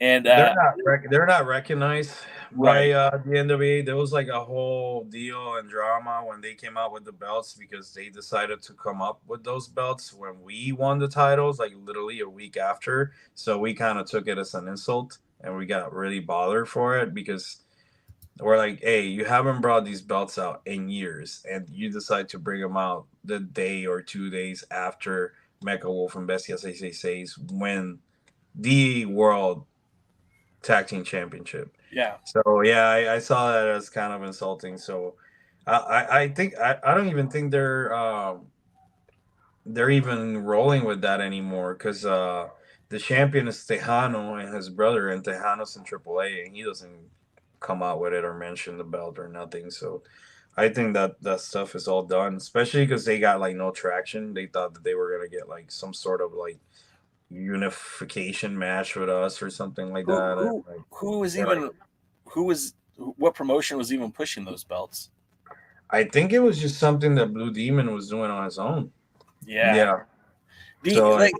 Demon's kind of one of these guys who I have a lot of respect for, but I also think like maybe you shouldn't have done that. Yeah, like what are you doing? I don't know. It was silly. Did you by any chance, and it's probably a no, but did you see the 70th anniversary show for the NWA? It was headlined by Aldis versus Cody. I watched that match. I watched both the matches they had for the NWA World Heavyweight Championship, but I didn't watch the whole pay-per-view.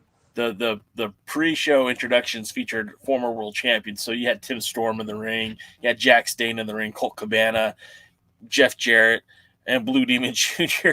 They handed Blue Demon Jr. the mic, and he literally went into business for himself. He's like, I want the winner of this match. And everyone's like, bro, what's going on here? That's the classic. That's the classic. That's how I get booked twice technique. Real quick, Kikuchi wants to know, how many states have you wrestled for in the U.S.?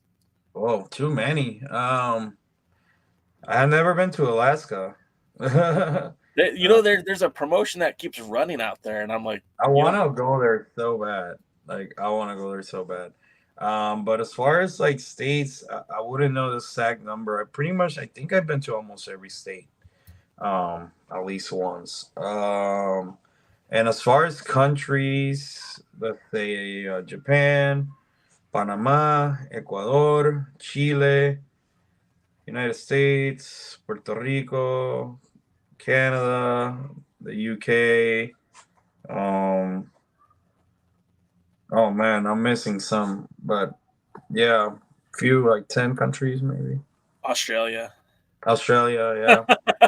Wrestling in Chile and Nicaragua. How is that, man? Because I don't know a lot about the wrestling culture in those countries. I mean, obviously, wrestling's pretty big in the U.S. It's really big in Mexico. It's really big in Japan.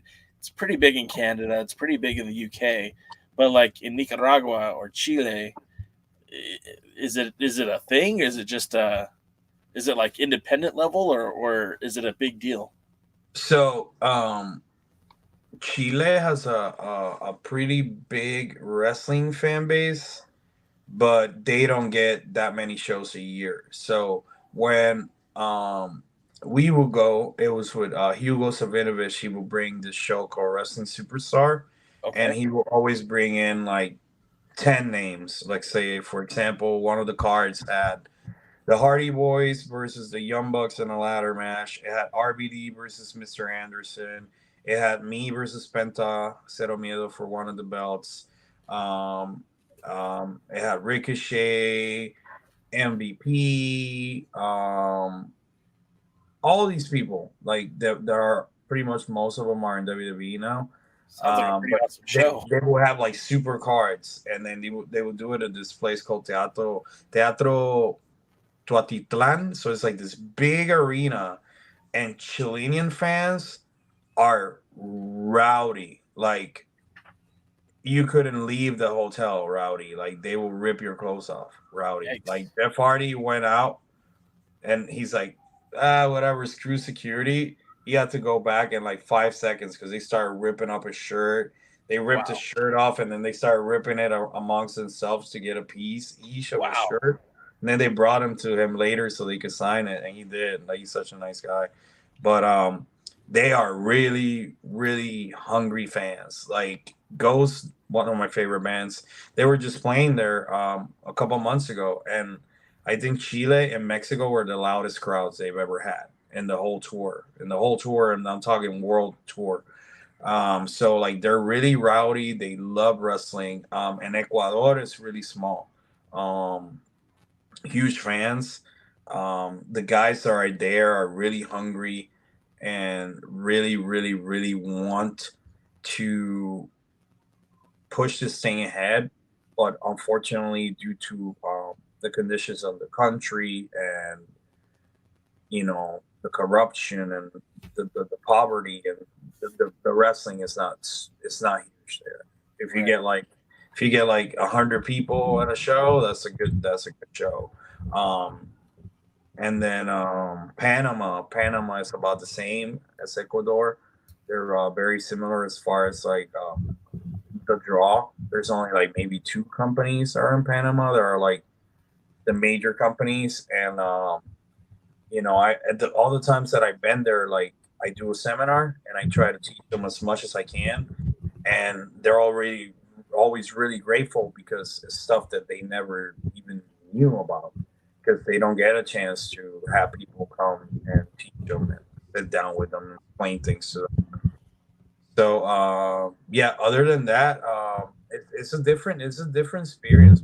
It's a really different experience, and it puts things into perspective of how good we have it in America, how good we have it in Mexico, as far as like the business being in a good place, you know, because there's wrestling everywhere, but you know, there's places like that, like Panama and Ecuador, that is almost barely making it, you know, and it's a shame, but it's also really cool that I got to see those places, and I got to, you know, leave a little bit of knowledge there, and then they could help someone else out, you know, down the line. Do you think when your time comes to, you know, leave the shoes in the ring, would you be interested in becoming like a trainer or working with a company to like help develop its newer wrestlers? 100%. It's something that I love doing. I've always loved teaching. Going back to when I started wrestling, you know, my trainer would let me run the class a lot of the time. So I was getting reps since I was 15 years old. You know, I've done seminars all over the world, everywhere I've been, you know, and every time I do a seminar, like, the people are really grateful because I sit down, I'm not stealing their money. You know, sometimes I'll be there for 4 hours, just talking and teaching them new stuff. So I would love to have my own school when the time comes. And, you know, my brain's going to last way longer than my body is. I will lie to you if I said that I don't want like a agent position somewhere. Sure. It would be a complete lie if I said that I didn't, because I do. And actually, a little, you know, random fact, in AAA, I am an agent in AAA for matches and stuff. So that's something that I would want to do down the line in the NWA. I actually helped out a lot in Crockett Cup last year with translations and stuff. With the AAA guys and stuff. So, you know, inside baseball stuff. But it's something that I really love doing, and I definitely want to do that like when I retire. So hopefully in like 10 years, I don't know, we'll have a little Mecha Wolf pro wrestling school somewhere. If you had to guess, and if this is above your pay grade, feel free to decline to answer. Do you think there'll be another joint super show in 2024 with AAA and the NWA? I hope so. I wouldn't bet. I wouldn't say it's gonna happen, because I don't think so right now. As far as like, I know some of the plans that are gonna happen, and I haven't heard anything about that. So But you never know. Like, things could change. You know, like that whole thing, that World is a Vampire thing happened out of nowhere. You know what I mean? We were talking about maybe running in the auditorium. Next thing you know, boom, Dorian and Billy are meeting. So it could, it could happen at any moment. That's a beautiful thing about the sport. So. If by chance in 2024 an NWA title ends up around your waist again, be it the junior heavyweight, the TV, the national, or even the 10 pounds of gold itself, if you become a champion again in the NWA, would you be willing to take that title to AAA and defend it in AAA? Would AAA even want you to defend an NWA title in AAA? Oh, I think that would be very honored if I did. The cool thing about AAA is that they love when their wrestlers are in the States and are being represented. So me having the good relationship that I have with Conan, I feel like that's a huge possibility. Yeah, I don't think that would be like something super hard that we could make happen. Like I'm pretty sure we can make that happen. So and vice versa. If you were to, I don't know, maybe wrestle QT Marshall and win that AAA World Championship, is that something that you think Billy would allow you to defend in the NWA, or at least bring it with you?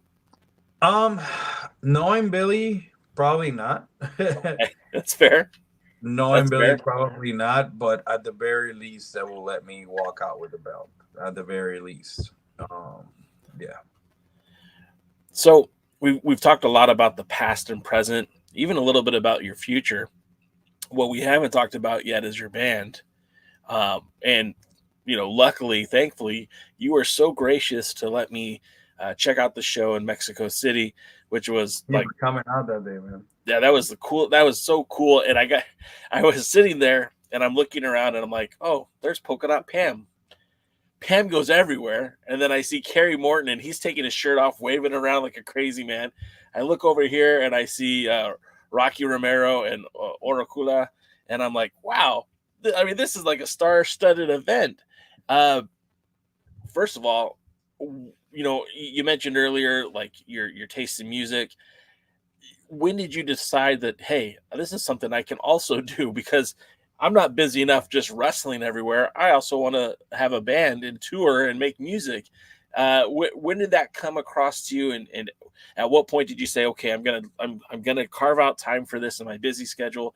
I'm gonna try this. I'm gonna put music out. I'm gonna release music and tour with it. When did this all come into play? That has to do a lot with the fact that I'm kind of stupid.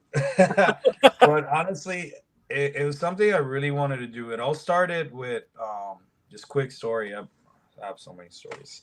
But my lawyer or my attorney is Doyle Wolfgang von Frankenstein's attorney from the Misfits, right? So Doyle was married to Gorgeous George from WCW, who was married to Macho Man, right? What a small world.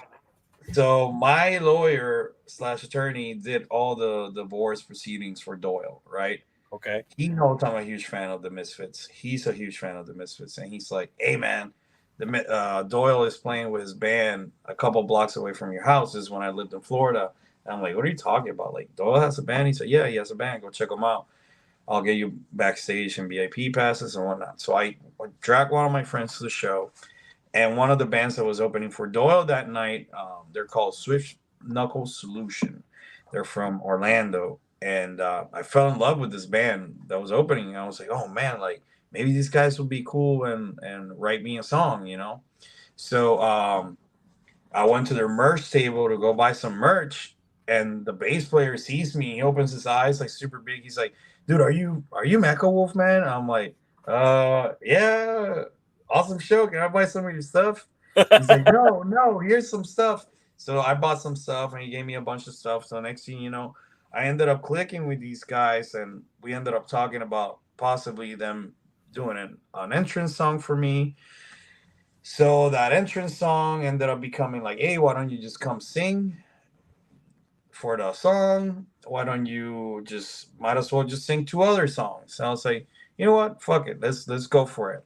So I sang the song that they wrote So they wrote this song called Mecha Wolf, and they had wrote this other 2 songs, and I sang in this like little EP, and I just called it Monster Wolf for like we were gonna call it Ripper Street, and I was like, you know what, I'll just call it Monster Wolf because so go with my theme of Mecha Wolf, Monster Wolf. I think it'll be cool. So that was in 2019, and I moved out of Orlando. And when I came here to Tijuana, I was alone during the pandemic. I had just bought a bunch of new guitars. I had a bunch of equipment. I had all these ideas. So I was not wrestling. I was not doing anything other than like working out and playing video games. So I just started writing songs, started writing a bunch of songs. And finally, I had enough songs to have like, not a long length album, but I had enough songs for an album. So I started recruiting people here in Tijuana that could play with me, and all I needed was a drummer because I could play every other instrument except the drums. So I met up with this guy, with this drummer, and we bonded. We started rehearsing together. And then I started recording this album all throughout the pandemic. It took honestly like about 2.5 years almost between like rehearsing the songs, writing the songs, and recording, because while I was doing that, like my daughter was like on her way. You know what I mean? Like the mother of my child was pregnant, and like my daughter was like about to be born as I'm doing all of this, so I had to stop. And I'm also recording the bass, the guitars, the vocals, writing all the songs, like going in there, like seeing what works, what doesn't work. And I'm not a great musician. So like, it's a lot of work, It was my first album, it was the first time that this guy in the studio had produced anything by himself. So it was like a lot of trial and error. And, then after we released the album, I was like, you know what? Like, why don't we play some shows? Because I didn't have like an actual band. It was just me and a drummer. So I was like, why don't we play some shows? So then I started trying to come up with the theme for the band.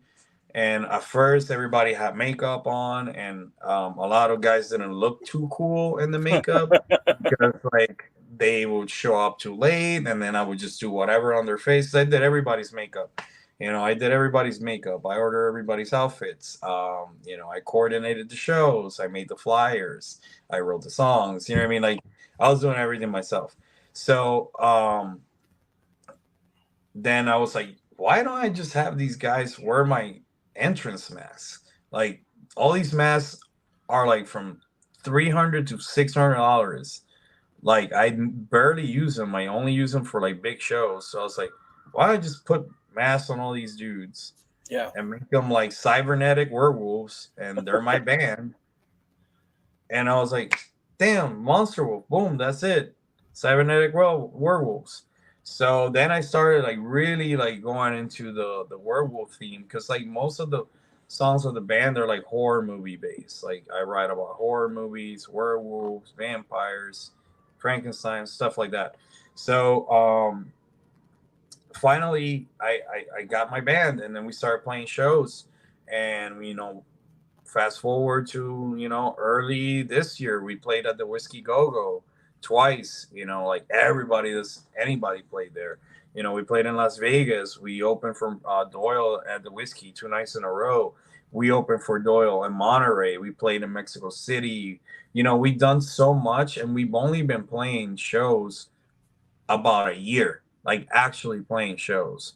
So there's like offers for festivals next year. There's a lot of shows that we're going to be playing in February with one of my favorite bands as well, on a tour in February. So we got a lot of stuff going on, but it's a lot of work. It's a lot of work, and it's a long explanation, but basically it all started in Florida in 2019 because I decided to go to one of the Doyle shows thanks to my attorney, and here we are. And that the tour kicks off at the Transplant Brewing Company in Palmdale. That's right. Monday, February 12th. See, I did my research. And on the 13th, we're gonna play Las Vegas the following night. So that's awesome. And you were you were just kind of in the neck of the woods in Palmdale a few months ago. You wrestled Hammerstone at NTLL.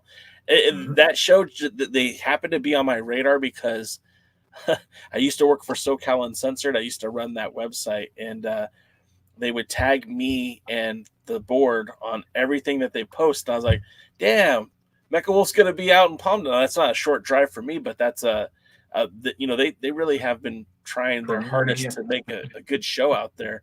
I mean, Yeah, Hammerstone, it took me like 5 hours to get there. it took you, yeah, see, it would take me 3 hours, I guess. I'm about 2 hours north of the border.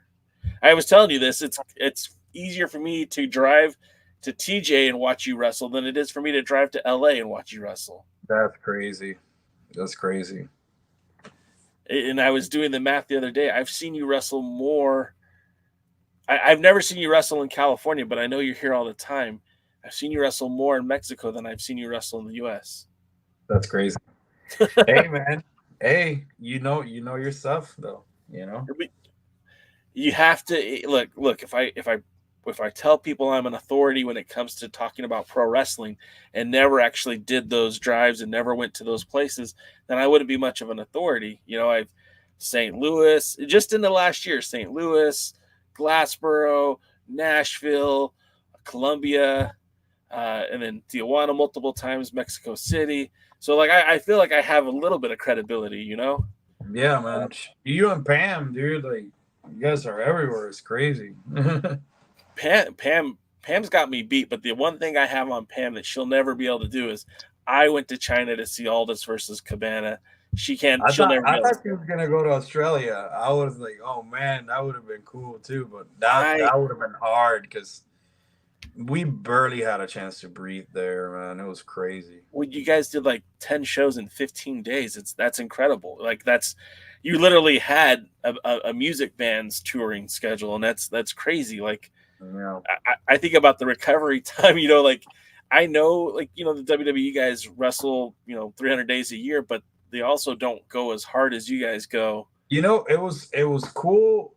Like I wasn't in pain or anything till after we became stationary. Like the week after, I had to sleep for a week. Literally, I didn't go to the gym or nothing. I just slept.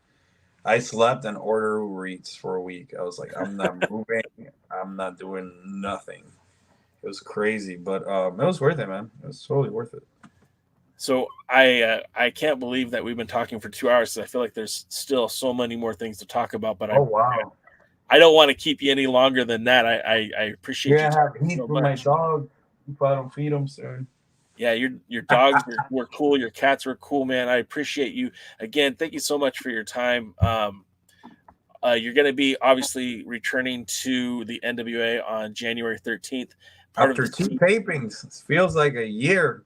Yeah, it really does. Because I was just there. I saw you in Nashville for the TV tapings, and then it feels like such a long break. But then you're wrestling this Saturday. You're going to be in Lompoc with that Outlandish, and your boy Super Beast is going to be there. Sledge will be there. The Pumpkin Queen will be there. So you got a big show in Lompoc, and then I believe the next day you're also in Dallas or Fort Worth or both, the Dallas Fort Worth area. It's Arlington.